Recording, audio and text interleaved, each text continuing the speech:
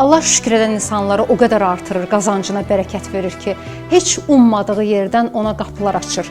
Şükür etməyin faydasını, dadını bilən insan şükür etməkdən əl çəkə bilmir. Və insan gün ərzində qeyri-ixtiyarı əlin göyə qalxır, Allah Taala'nın göndərdiyi hər balaca nemətə görə, ruziyə görə, sənə olunan xırda yaxşılığa görə belə deyirsən ki, sənə sonsuz şükürlər olsun. Və insan çox-çox şükür elədikcə Allah Taala verdiyi başqa nemətləri də sənin yadına salır ki, bax, bunları da sənə vermişəm, bunlara görə də şükür elə. Allah özü açır səndə onu, özü açmasa mümkünsüzdür. Allah Taala bax o ilahi icazəni hər kəsə nəsib eləsin, ilahi icazə mütləqdir. Siz elə bilirsiniz, biz öz başına əlimizi göyə qaldırıb şükür eləyirik, biz öz başına oturub Allahla danışırıq. Allah icazə verməsə, biz Allahın adını belə dilimizə gətirə bilmərik.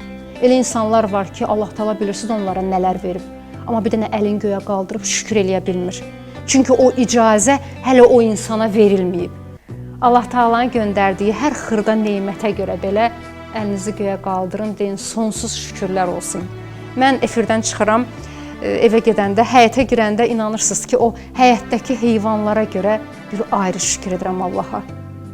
O həyətdəki xoruzun banlamağı mənə inanırsınız ki, necə eşq verir.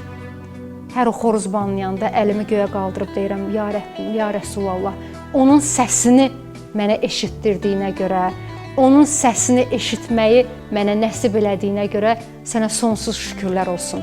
Allah Taala hər zaman dilimizi şükürlü eləsin. Allah Taala bizi öz nəzərindən, nəzarətindən bir dəqiqə də olsun öz başına buraxmasın, kənara buraxmasın. Allah özü bizi öz qanadının altına çəkib qorusun.